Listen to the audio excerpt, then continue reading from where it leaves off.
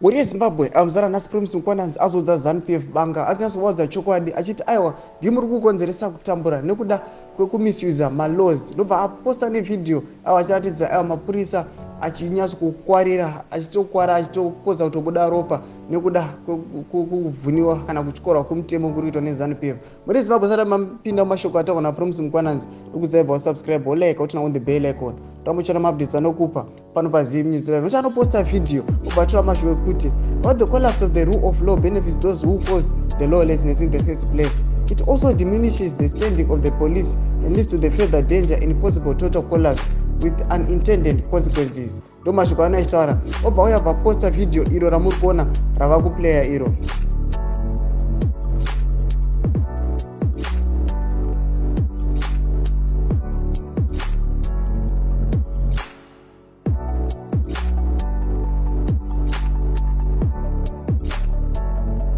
Saka ndo zvinoita kuona Promise Mkwananzi achira kuti aiwa ZANU-PF ndio inotyora mutemo asi vanhu vanozosafa ndo vanhu vacho vari munyika yeZimbabwe. Ndo papa example yemapurisa achiti aiwa mapurisa ndo ari kusakamba to this. Muri yeZimbabwe zvinosirisa kwazvo. Tudze mafungiro enyu pine comment section medu. Musakana kusubscribe, kulike, nokuturn on the bell icon.